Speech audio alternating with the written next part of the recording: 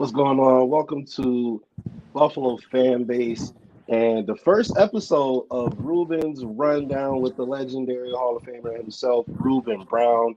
I'm Justice General Radford. We're here on a beautiful Sunday morning, a little more beautiful than some places than others.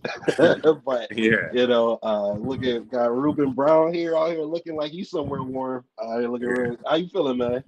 I'm feeling great, man. And let me tell you, Sundays are beautiful in Buffalo all the time. Every time there's a game, it's a beautiful day in Buffalo, regardless of whether the Bills playing in town or out of town. That's a fact. Absolutely. It makes the weather feel a lot better when you got, Josh Allen and Stephon Diggs on your team. And, Yeah, they could be able to go out there and stomp on boys. So it yeah. definitely feels a little bit better. But we got a great show for you guys today. We're going to talk a little bit of GOAT versus GOAT, right? Mhm, Aaron Rodgers, who has supplanted himself as one of the top quarterbacks of all time, versus mhm. someone who's coming up, maybe hasn't necessarily supplanted himself, but I mean, he's done everything but that, So we'll talk about that a little bit. We got some AFC East. Just we're gonna look through the AFC East, see how they playing today, who they're playing today, and how that's gonna go. And we also got who's the best team in the league. So we're gonna go ahead and start off with GOAT versus GOAT, right? Aaron Rodgers playing what 15 some odd years. He even had to wait a couple years to play because he was sitting behind another one of the GOATs in Brett Favre. Right. Got his opportunity, didn't relinquish it. This is here, looking at the Packers right now. This is the first time they've ever been in a position where they weren't one of the best teams in the league under Aaron Rodgers' leadership. So you look at it. Before we get into GOAT versus GOAT, though, I want to ask you about where Aaron Rodgers' headspace is, right? Because we see on in the media, we see, hey, Aaron Rodgers saying things like guys who aren't performing need to have their reps cut. He also a couple weeks ago said things like we need to stick together, but telling people they need to have their reps cut doesn't necessarily sound like sticking together. Right. Uh, this is his first time being a double-digit underdog under his leadership of the Green Bay Packers. This is his first time being under 500 this late in the season under Aaron Rodgers. I mean, he's famous for that RELAX Yeah. line. Is this a time where people need to be relaxing, or should they be panicking at this point? I think they have a big mess up there that is going to be almost impossible to overcome. Um, I don't think they have all the cohesive pieces to help Aaron Rodgers be the Aaron Rodgers that he's been in the past. And I think that might stem a little bit more from the coaching and um, the brain trust of the organization. Because you see, Aaron is still Aaron. He can throw the ball, he can get it to places, but I don't think the offensive staff are on the same understanding as him as how the offense should run or who should be featured or different things like that. I think it may be a little bit of power struggle. I think, Aaron wants it his way, and the new regime wants it their way and wants it to go to their guys in particular. Where, I think it's just going to be a mess for them. I think it's going to be a year-long struggle. I can't see them righting the ship unless they get one of these young guys to be consistent with their catching. I mean, let's face it, the team as a whole isn't helping Aaron Rodgers. He can run around and throw all the Hail Marys he wants, but an overall team is not good. And that's not Aaron's fault. He's just being himself. Uh, and listen, he's one of those guys, if somehow, some way, or in the near future, Green Bay says, I don't want him. Now, I mean, I don't know what he's going to look like the next couple of years, but this year's is not a great year for him. He's not going to win the MVP the way things are going, not unless he turns it around really It fast, could and be a that would dramatic be an turnaround. MVP. Um, and listen, he has the capabilities. He himself has the capabilities of turning this ship around. But I don't think the team has the capability of turning around. The team has the talent they have, the depth that they have, the schemes that they have, and no amount of Aaron Rodgers is going to change what is happening around him.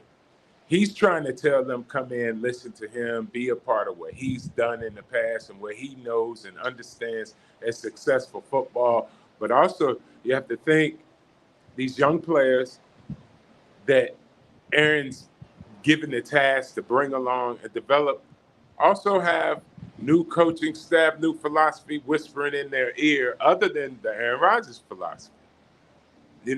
And when let's go all the way back to, I think they were talking about in the offseason, there wasn't time spent with the receivers, the receiving core to get to know each other and stuff like that. That's time for the coaching staff and the organization to tell the receivers what to do, what they want, and then they go out and do that. And Aaron's like, nah, it don't work that way. I want it done this way. So I think the start was a long time ago that this wasn't going to end up right. Whereas we make an example, we transition over here to the Buffalo Bills, and they're spending all of their time together. Their receiving core knows each other. They know what, and obviously, Diggs and a few guys been there for some time. But when you do implement a new guy, the whole group already knows what to do and what to expect. And it's not just Josh telling them, it's the staff, position coaches, and Josh saying it. Whereas go to Green Bay, receivers coach is getting coached by the receiver coach, and he's teaching them whatever top down told them to teach the guys.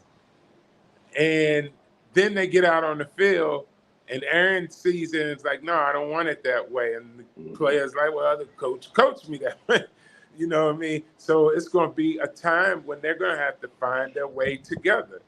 And that's what we're seeing offensively for the Green Bay Packers. But over on the defense a whole nother thing.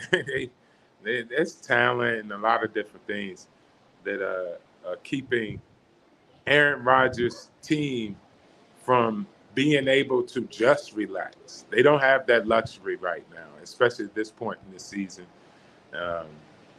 So they're going to have to step it up and find a win here coming up soon. And who are they? Well, they're playing the wrong people to try to get on the right track.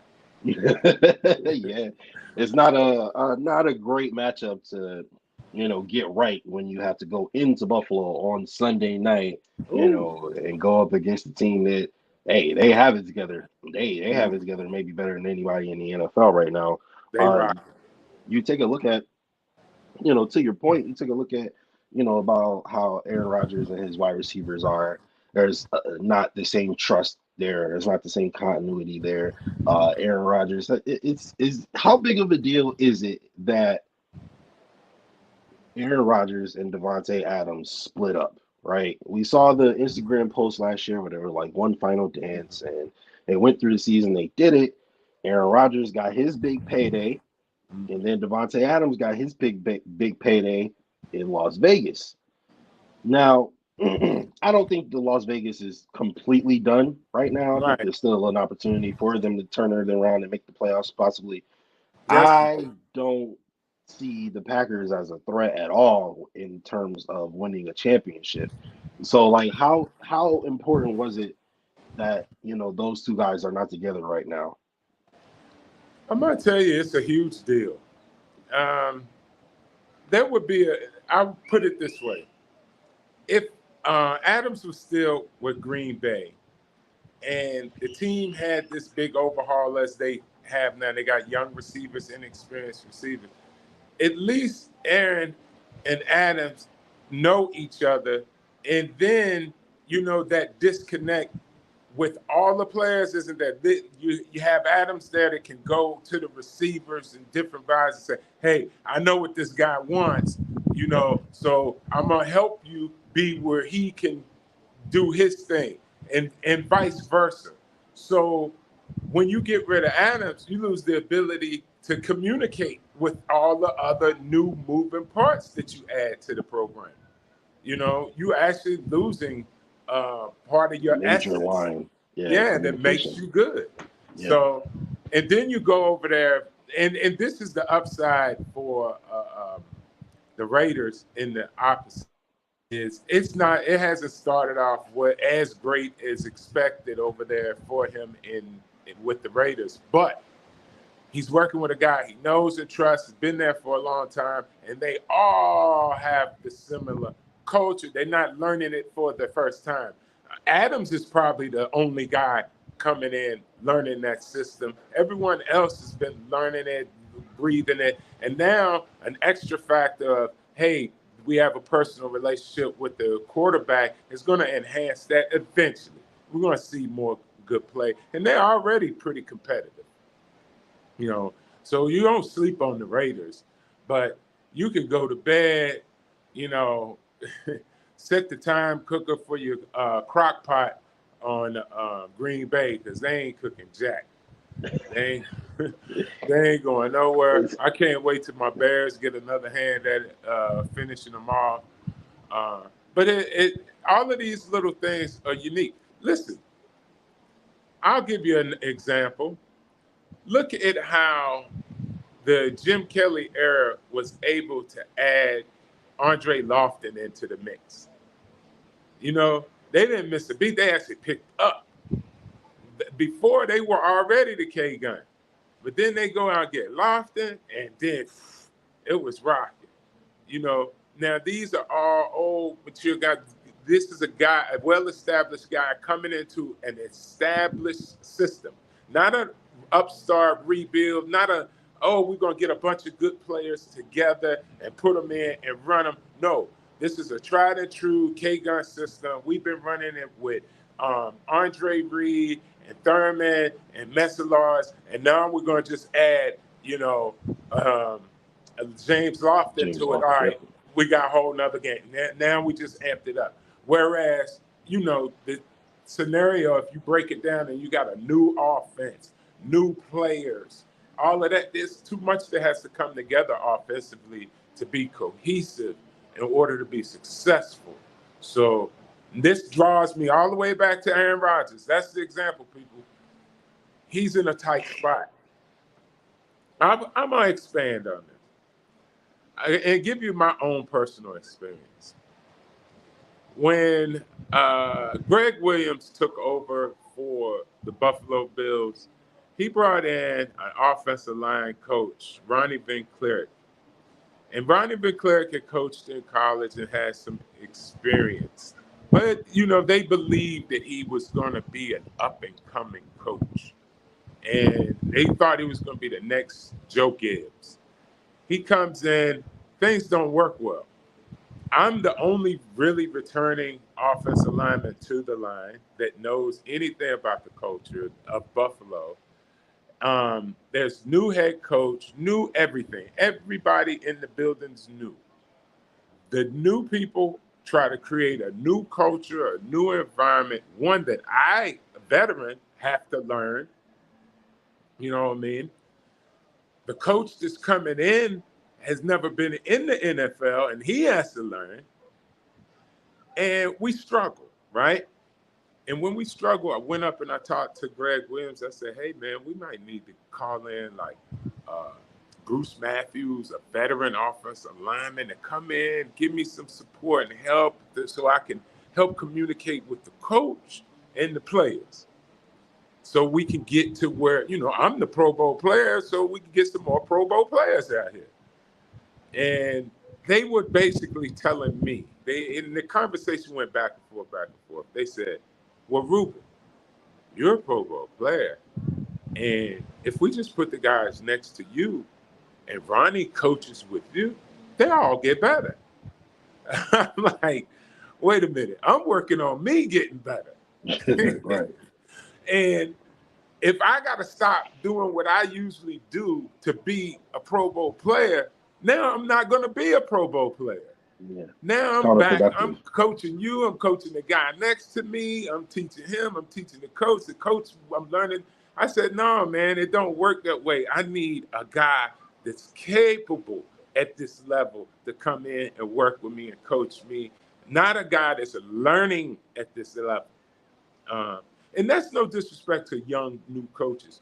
I really believe that the young new coach should at least have some experience underneath another coach and then take over the position, not just straight out of college, because there's some nuances that each coach got to understand about this. So that's my personal experience with the changing of coaches and players and things. They sometimes think just because you're Aaron Rodgers, oh, we just plug in and play and go.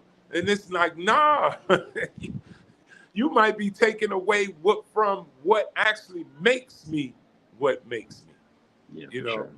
So, and I feel for any guys that go through that situation. It's always tough when the general manager and the coaches and everybody get fired and new. That's why you see Josh and those guys are having the type of success that they've had because they built a little family environment where they've been together. How long they been together now? Bean and McDermott and Josh, what, about 4 or 5 years? Yeah, so Josh and Brandon Bean got there in 2017. McDermott got there in 2016. 17, 18, 19. All right. So in that amount of time, you can graduate from college and be in grad school. Yeah. All right. So Josh, they in grad school right now. Yeah. They about to come out. They win the Super Bowl, they'll have a doctorate. Yep.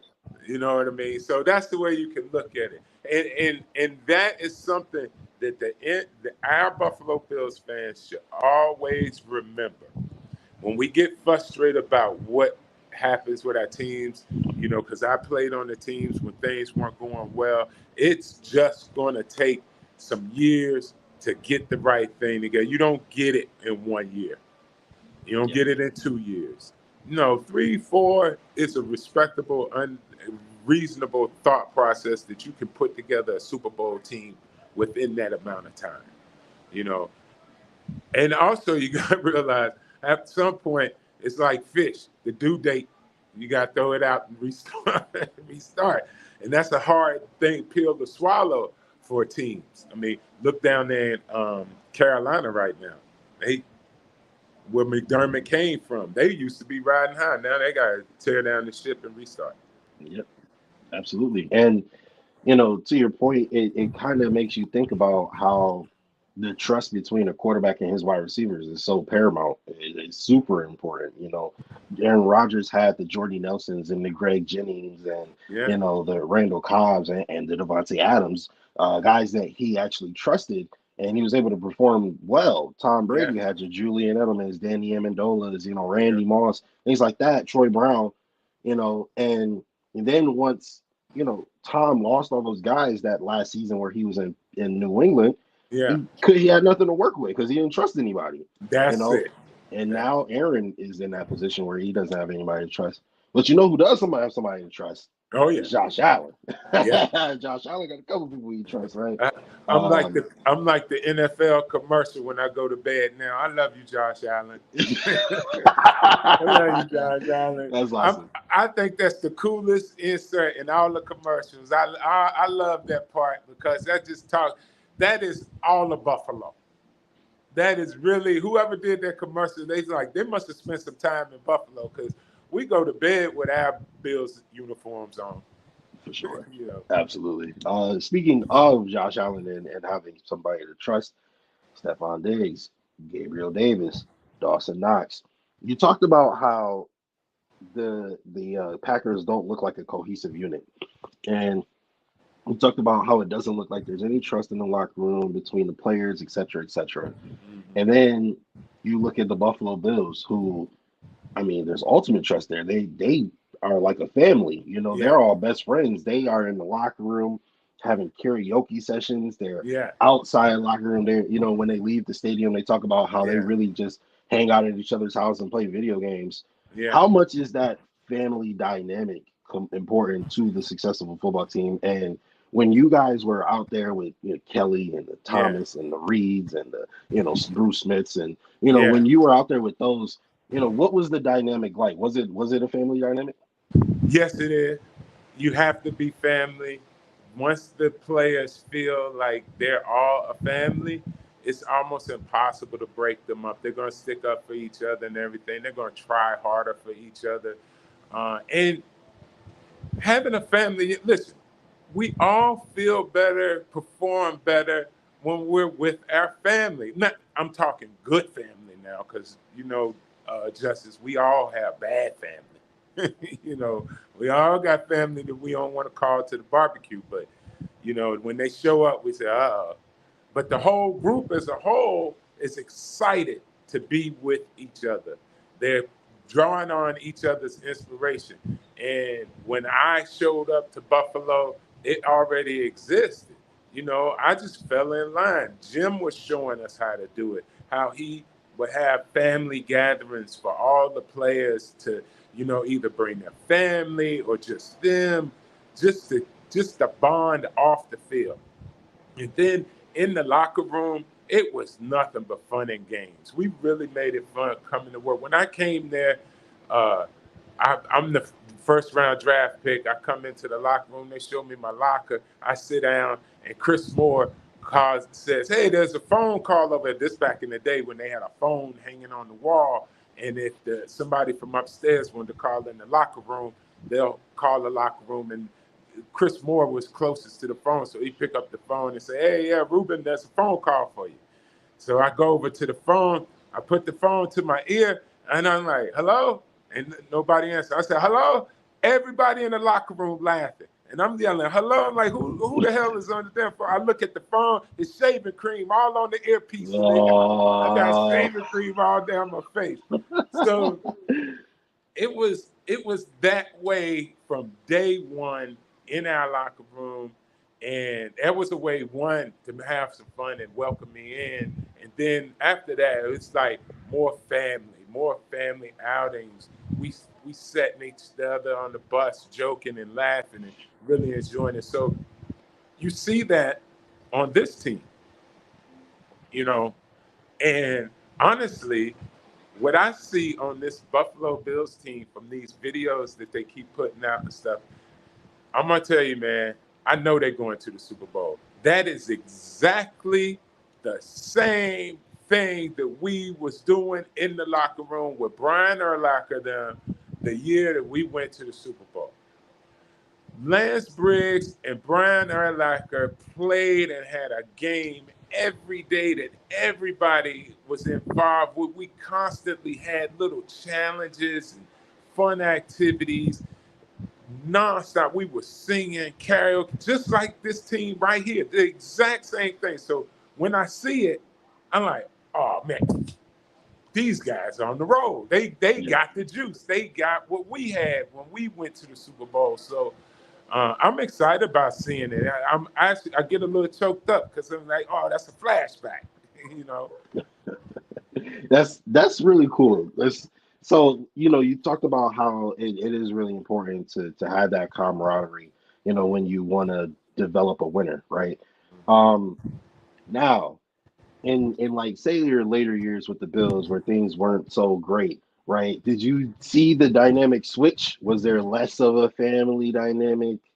Yes, yes, it was a little bit more separated. Guys were just coming in to go to work. I didn't feel that the entire environment, like, I didn't feel like we all were in it for each other or really even liked all each other. You know what I mean? I didn't think that maybe the new coaches and the coaches that were coaching me really liked me. You know what I mean? Um, I was shocked when when we let Ted Washington go. I talked to Tom Donahoe, and I was like, Ted will take a break, a cut. He told me he'd love to stay in Buffalo. We want to, it's like, oh, I think Ted should take another offer, a better offer. I'm like, and what are we going to replace him with? Right. you know, it's like, oh, we're gonna find someone. Well, we're losing a big part of our culture and our atmosphere and everything. Ted Washington goes up the street to New England, win a Super Bowl. you know, so I did see that when Tom came in. And look, everybody wants to put their own stamp on things, but you never know what's left over and how that will work with your new additions that you're going to try to improve the team with.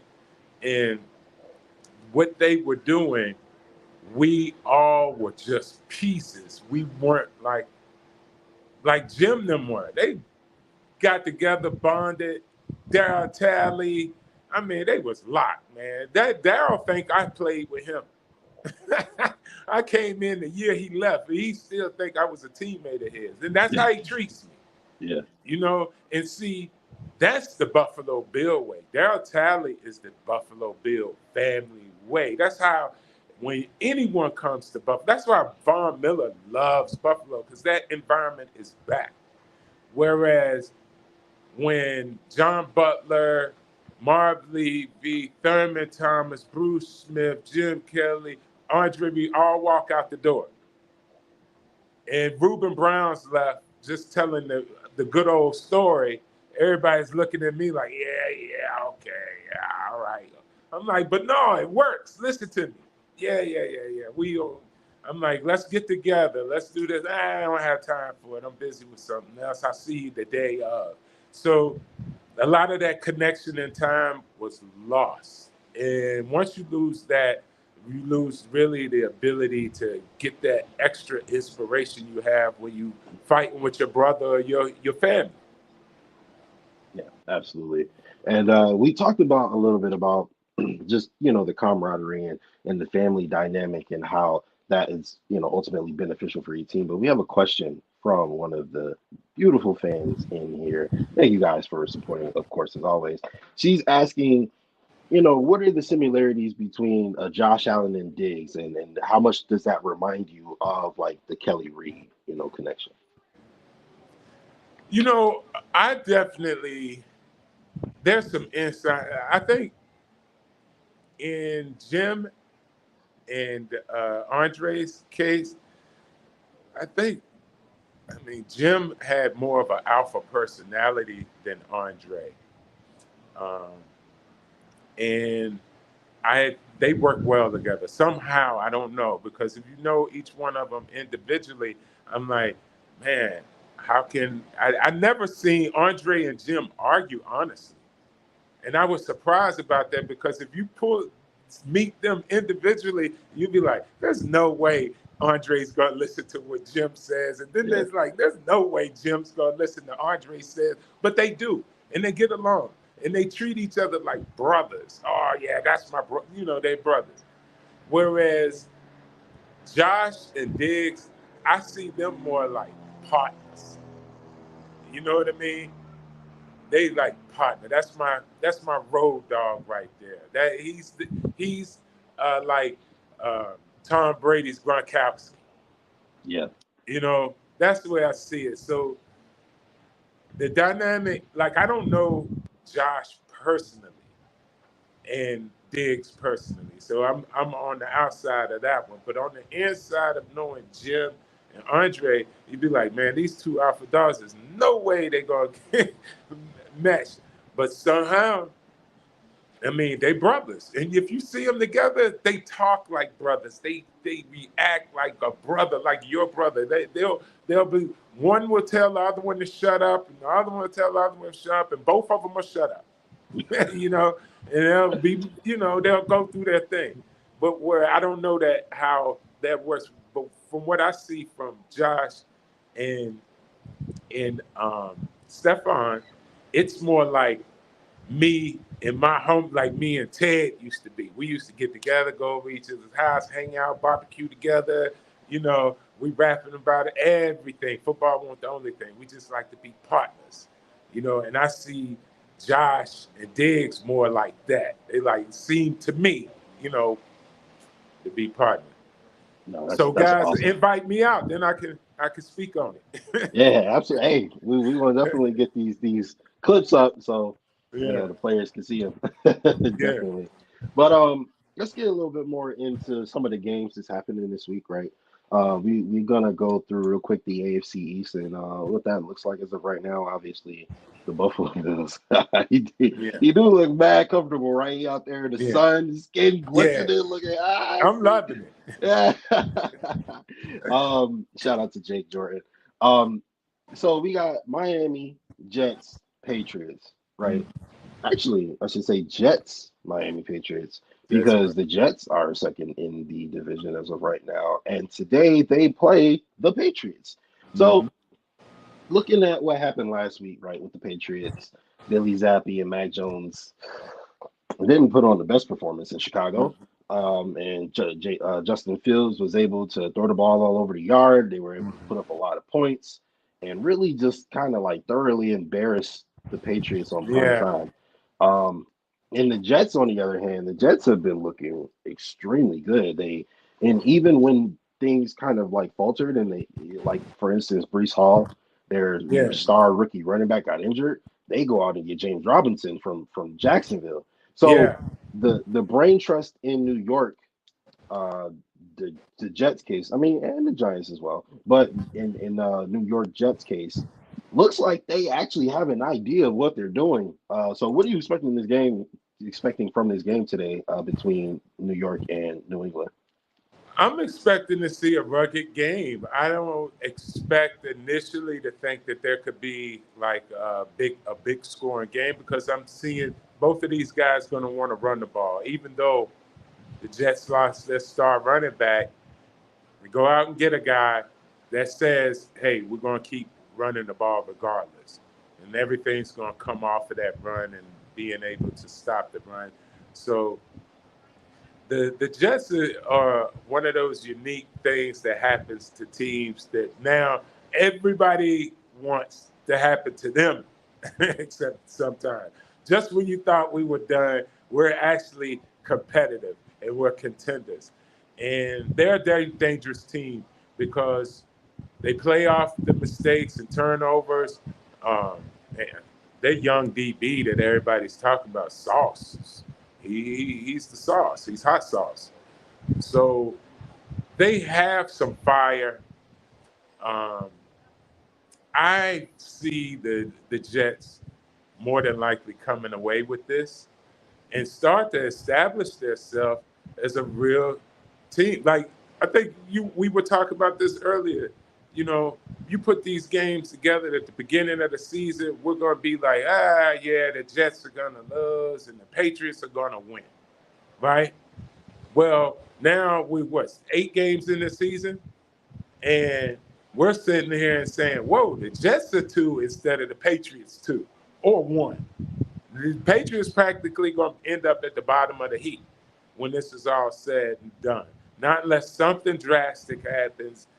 Um, but and then the Jets can actually move themselves further towards a playoff berth. They win this game. You know, I wouldn't be surprised if the Jets show up in the playoffs. Would not be surprised. I hesitate like anyone hesitates because all their pieces are new, you know, and all of their pieces, all of the pieces being new is like, yeah, they can, how long is this run going to happen? You know what I mean? How long are they? That's going to happen, and the test today will be a good one because at the end of the day, regardless of how bad the Patriots are and what they're lacking and what they're not doing well, they're going to be coached well. They're going to capitalize on all situations, down and distance, and all of that because of their coaching. So uh, that's the only area I can see, barring injury, that makes the Jets vulnerable in this situation. You Yeah, know, I mean, you look at how the Jets are performing right now, and you can believe it's a fluke as much as you want to, but I think no, that they have some very solid pieces in there to build a strong foundation. And not only that, but when you take a look at the rest of the AFC South sucks. There's probably only going to be one team that comes out of that, that goes to the playoffs. The AFC North is not amazing.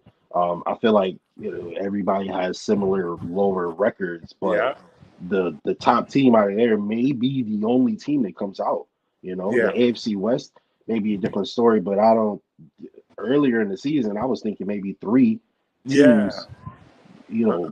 Maybe four teams. I don't know if that's possible. I think it's only three, but I was thinking at least three teams will come out in the AFC West. At this point, I'm thinking it may be only one or two. So the Jets have put themselves in prime position. Granted, it's the middle of the season. We're coming up on like the halfway point. But hey, they put themselves in a really good position thus Mhm. far. And another team in the AFC East who we actually probably thought was going to make the playoffs 3 weeks ago is the Miami Dolphins. They suffered a pretty big injury to their quarterback, Tua Tagovailoa. Came back, got them a W. And now I guess we'll see if they're for real. Today they played the Lions, so they got a little bit of a, Yeah. I don't want to say it, an easy game because no game in the NFL is easy, right? But No, the Lions are feisty. They score a lot of points. They do allow a lot of points to be scored, but they can keep up a little bit. What are you expecting out of Miami today? I think this is almost practically their trap game. This game for me, I look at the Dolphins.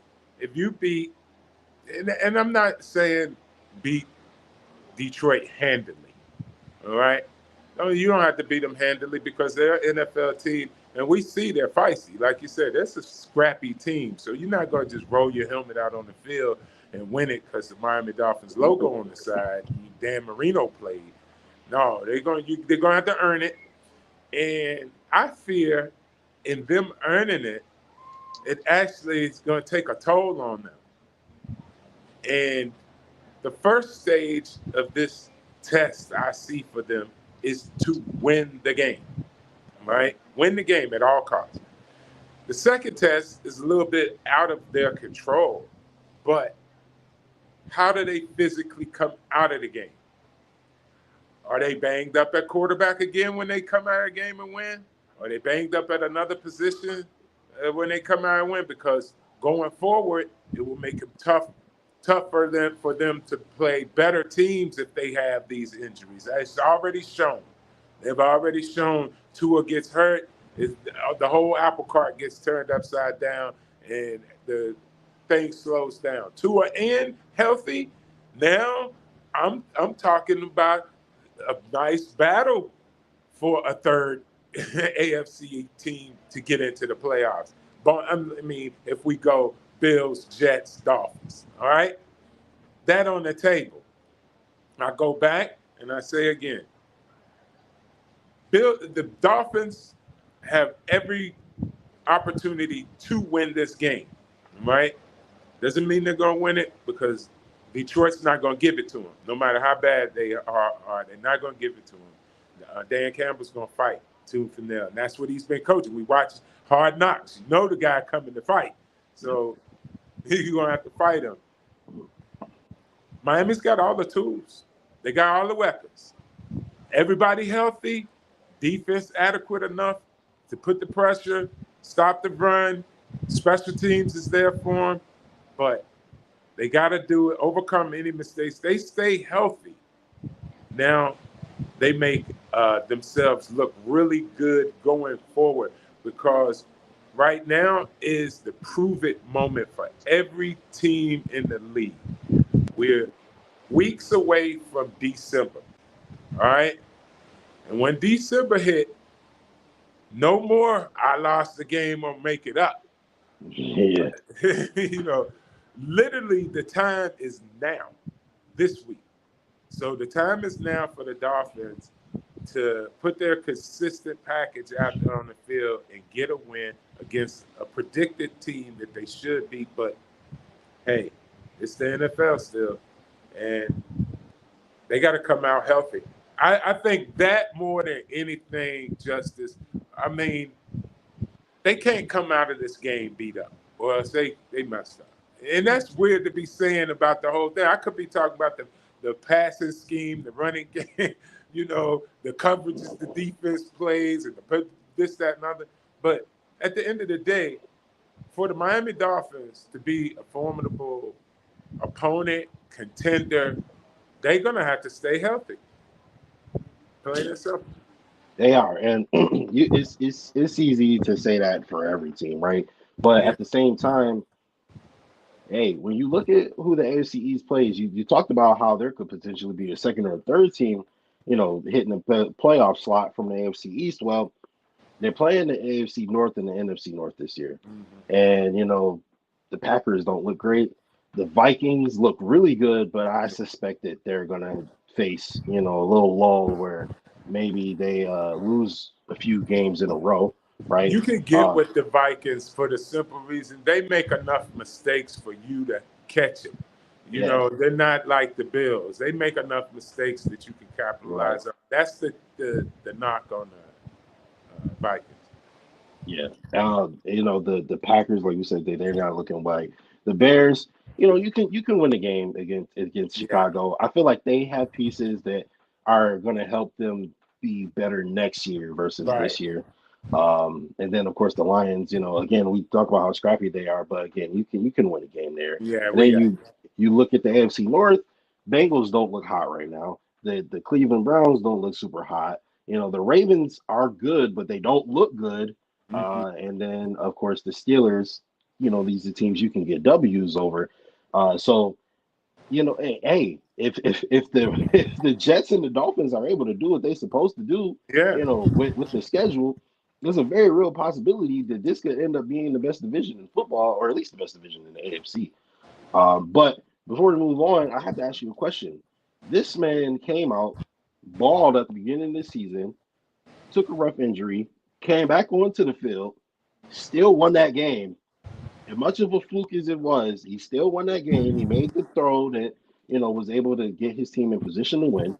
mm-hmm. Then the following week, he took another really rough injury, the concussion against the Bengals, but Yeah, he sat out a few weeks, came back and started winning again. yeah. So let me ask you, is Tua Tagovailoa actually a good quarterback, or starting on his ascension to becoming a good quarterback? I think he's ascended to being a good quarterback. Um, I think the only knock against his progress, I think the knock against his progress is simply, let's imagine him not being drafted where he was drafted and coming in and doing what he's done up to now. Let's say Right. it's a second round pick, third round pick. We would be like, yo, this kid is rocking, You're not wrong. but because he's honestly, you get first round pick, you thinking Josh Allen. That's the style quarterback. Not so. I think they hype or put too much expectation on what he was going to be able to produce anyway. You know, and I think he's showing us that he's just a great athlete, good football player, that surrounded by good athletes around him, he's going to be exciting and strong. He's not going to necessarily put the team on his back and carry it, but he's definitely good at the position, you know.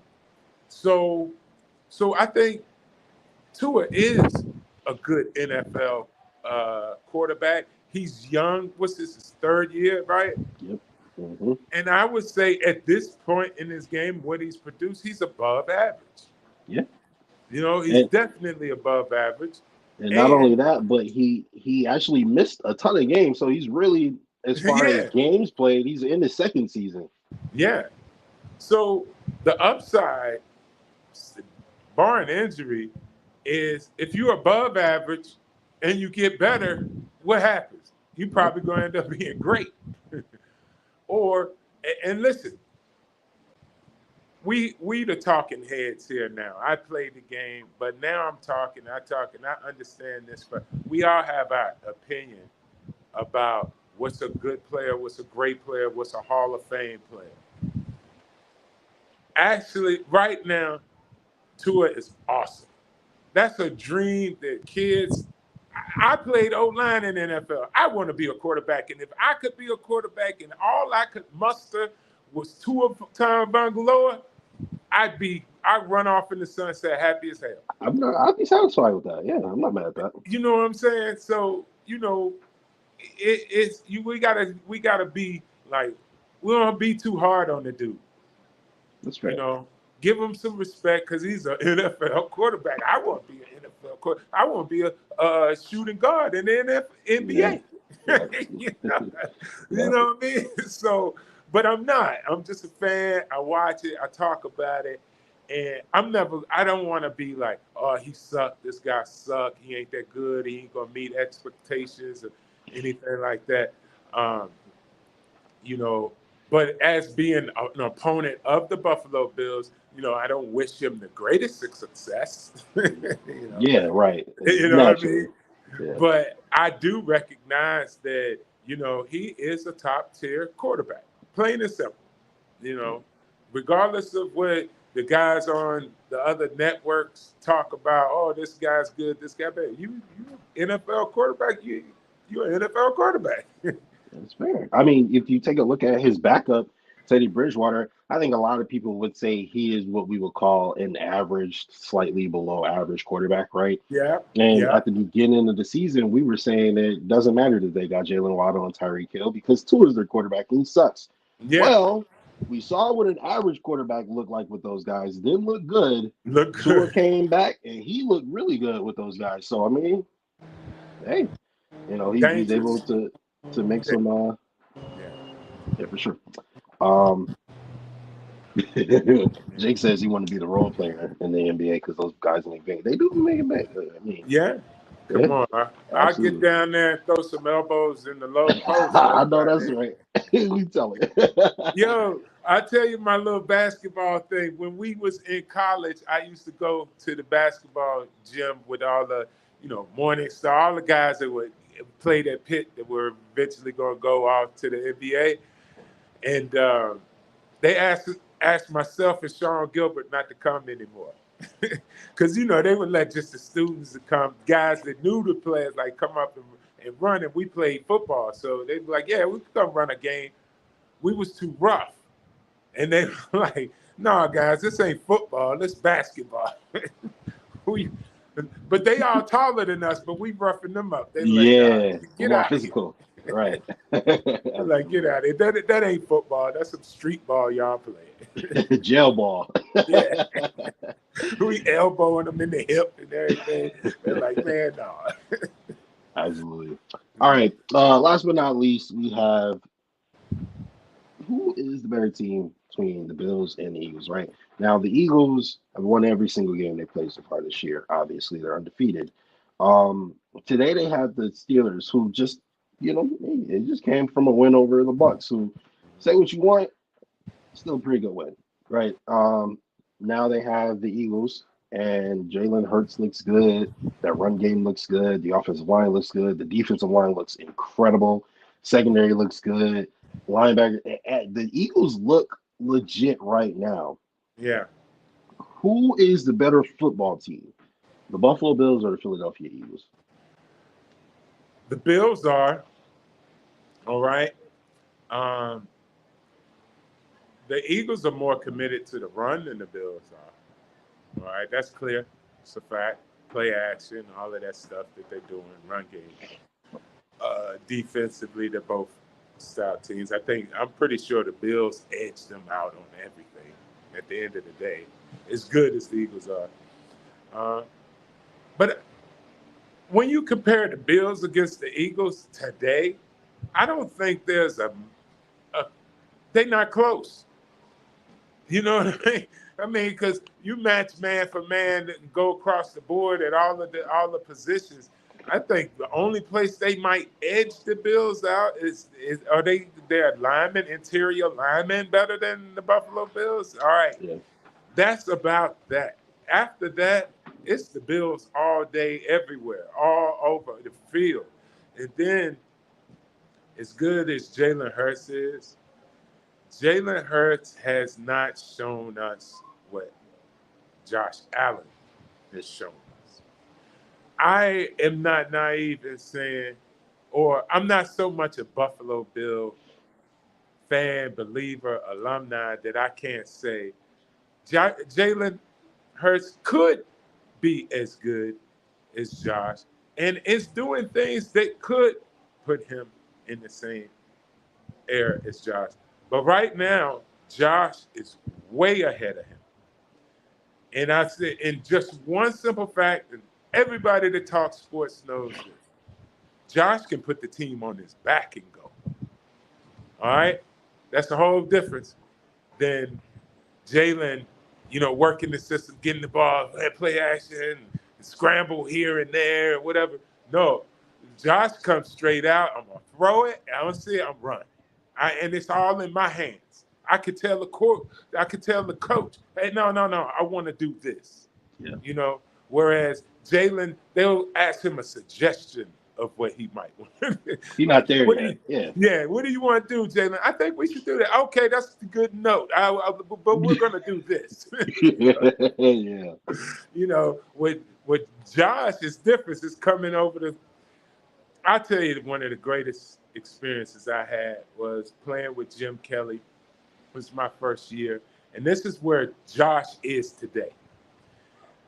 I never played in the NFL, didn't know what happened at halftime when they, not halftime, but at a break when they end the TV break. You see the quarterback walk over, talk to the head coach and all the people and everything. So I'm a rookie. They had that break. I walk over there because my old buddy Alex Van Pelt, my college, he's the backup quarterback. And I'm going over there to talk to him to ask, what do you talk about? Because we over there on the field, what are y'all over there talking about?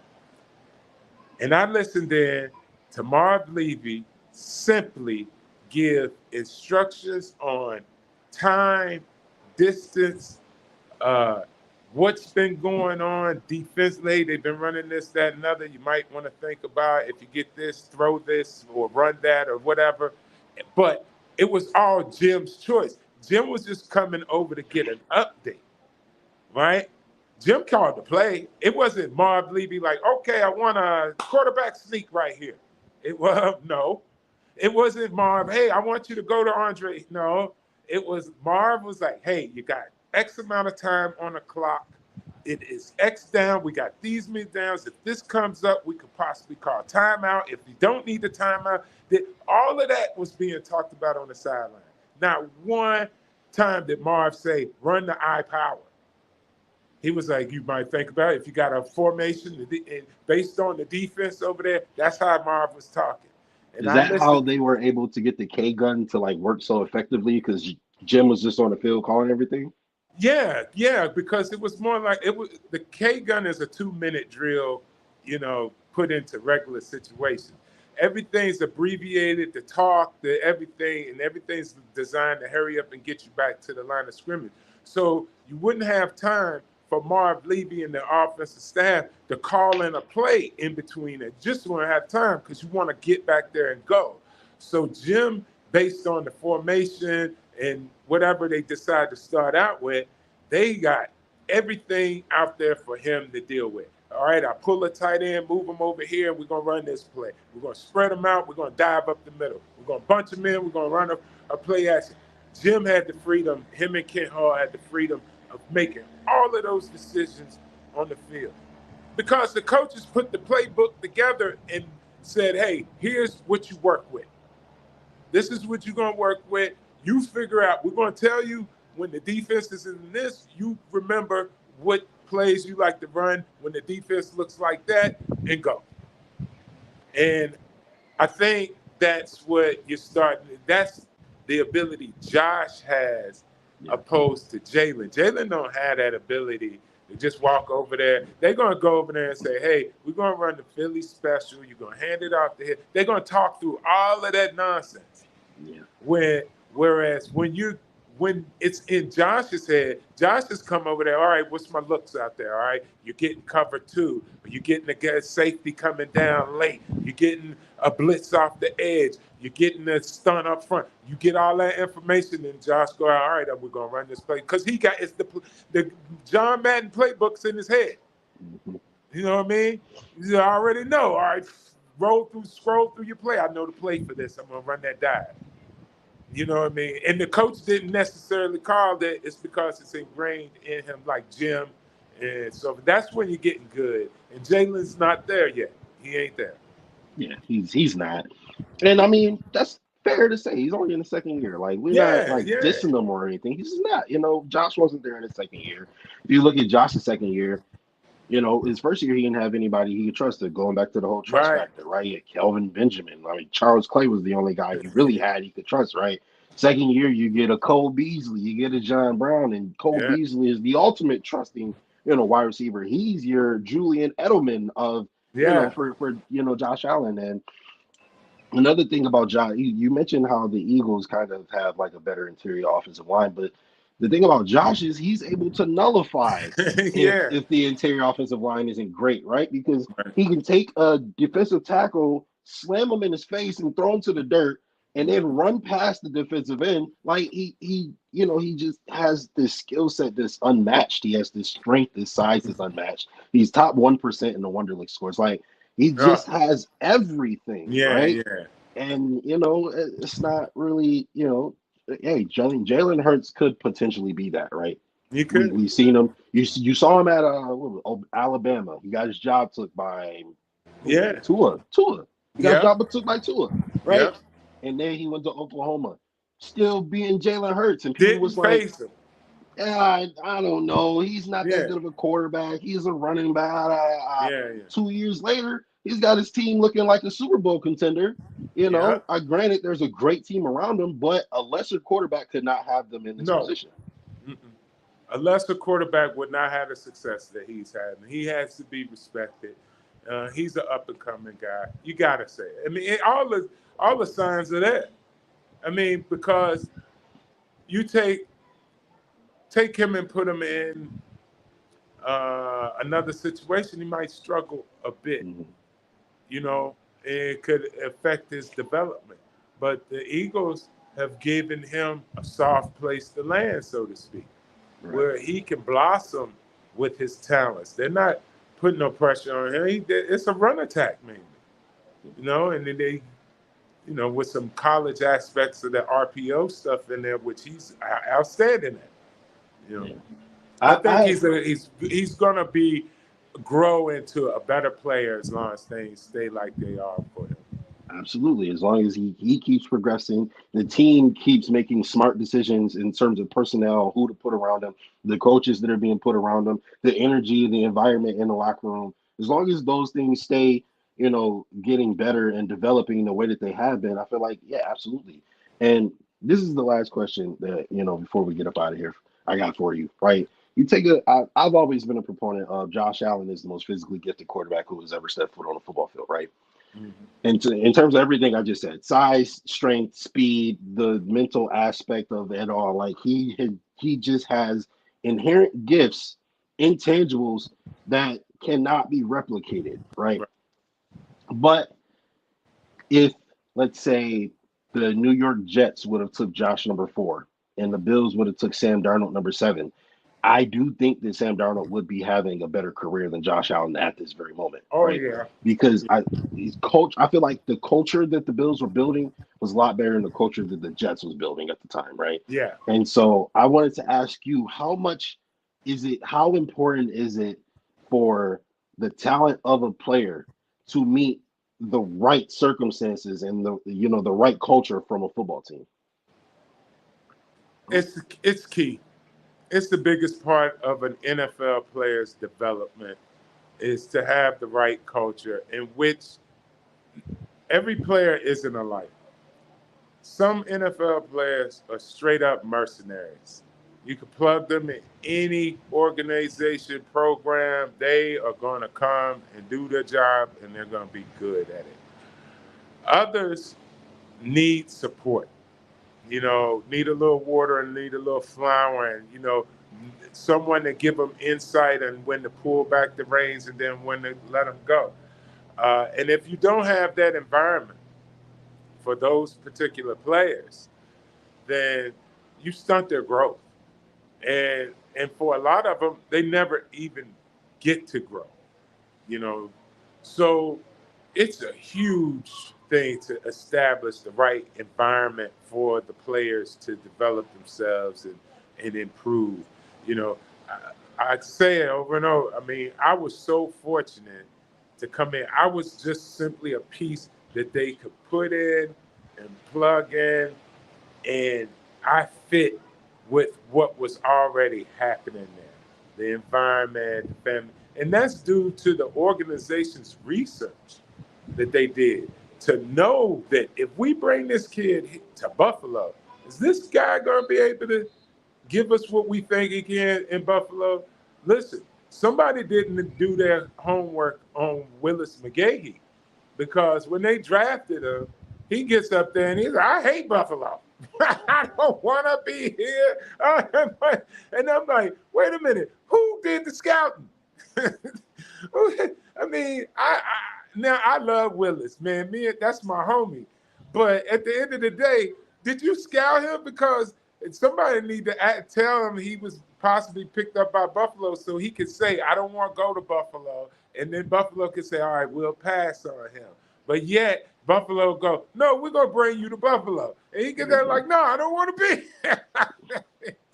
Coming off of a devastating injury, by the way. Yeah, totally. Coming off a devastating injury. So that's not a good. See, some people think, and you got to be good management. And I'll get to a quick story about myself in this. But good management would do enough research to know that guy came, every player isn't going to be like, oh, Cincinnati Bengals, it's an NFL team. Thank you. No, it might be Cincinnati. What? If you start off with that initial emotion, how you think you're going to end up being successful? Right. You know, if you would get selected by the team, luckily for me, when I was drafted, they did a lot of research on me. Joe DeLamielleure actually was in my hometown coaching Liberty University, and one of my high school teammates introduced me to Joe, talked to Joe. From that meeting, the Buffalo Bills contacted Joe DeLamielleure, talked to him about me, and got all of their info. They never had to fly me in and get it in because they did research, you know, and they found out what was different from me and Willis McGahee. Now I'm talking mixing up years, but my response to going to Cincinnati Bengals, Green Bay Packers, Tampa Bay, you name the worst place. When they said Buffalo, I'm saying, yeah, let's go. I'm going to play in a sand lot that got an NFL tag on the side of the helmet. I do not care. All right? Whereas Willis gets drafted, nah, there. See, you got to know what you're drafting. You got to know that the guy you're about to draft really wants the opportunity regardless, or you got to bring him into the home that he wants to be in. Now, for example, if Willis could have chose where he wanted to go, he probably would have wanted to go to a Miami Dolphins, or Texas or something like that, warm weather team where he grew up and felt comfortable. He didn't listen. The kid didn't go to college at Boston College or Notre Dame. He went to University of Miami. That told you enough right there where he wanted to spend his football career. So, and vice versa, another University of Miami. I'm going on now, but it's my time. Right, yeah, hey, go ahead, man. Yeah, I played with Devin Hester. Oh, okay. Devin Hester was a rookie. Right, the Chicago Bears. Yeah, was a rookie, came in from Miami, and it was cold as all get out came winter. This joke was at practice, all bundled up, shivering. He was like, I don't know if I can take this. I don't know if I can take this. But at the same time, he didn't say, I don't like Chicago. Oh, this cold. He said, I don't think I could take it. But he's there. The people there were making him welcome and making him comfortable from his transition from down south up north in the cold. And you see what happened. He's a Hall of Famer. You know what I mean? So it's got to be the right people bringing you in and opening the door for you and nurturing you so you can be the best player that you can be, because not every guy comes into the NFL kind of like me. I was a mercenary. You know, you shoot, if they would have called me up and said, we playing this game at night, nobody can see, and it's illegal, I'd be like, I'm there. I'm there. Who you want me to knock out? Mm-hmm. You know what I mean? I'm like the fight night club. When you ready. Yeah. Whereas these other guys, they needed to play on the right day, in the right weather. I needed my shoes. Nah, for me, all I need is my mouth. Give me my mouthpiece and let's rock. Let's Absolutely. go. And to your point, what you're saying is absolutely correct, in my opinion, is because you look at what the Buffalo Bills have created, not only the Yeah. Buffalo Bills, but let's say the Patriots, right? Mm-hmm. You say, oh, that guy he fits in the Patriots culture, right? They had Brady and Belichick and everything, but they kept bringing in guys that wanted to win, right? Yeah. You hear stories from like Stephon Gilmore and Ty Law and Asante Samuel and all these people, and they're talking about how I hated it there, but we was winning. You know what I mean? And same here in Buffalo. I don't necessarily think people necessarily hate it here, but at the Mm-hmm. same time, a culture of winning, right? And you got to bring in people who's the culture to me is what was the most important thing Yeah. because you could see the culture shift between McDermott and Brandon Bean coming in Oh yeah. versus when it was Whaley Whaley and and Rex Ryan, etc. So to see that shift and to see people actually start having fun in the locker room, to see the yeah. playoff caliber all over the locker room, like he started to believe, ironically, right? Yeah. And he started to trust the process, and it all worked out. That's what's up, man. Absolutely. All right, you got anything else for us, Rube? Anything else on your mind today? No, man, we just waiting for this Bills victory so we can break it down and see how they went about doing their business. So I'm excited and look forward to getting back in the state of New York. I mean, Florida is one thing. The weather is great, but my close friends of mine know how I feel about Florida. I ain't gonna say nothing. All right, guys. Well, thank you so much for tuning in, everybody, to the first episode of Ruben's Rundown here on the Buffalo FamBase Network, presented by 26 Shirts. I'm Justice General Rapper. That is the legend, Hall of Fame, Ruben Brown, who you came to listen to in the first place. So thank you guys for the support. Hey, Ruben, enjoy Florida, man. See you up here soon. One All right, love. everybody. One Soon. love. Go Bills.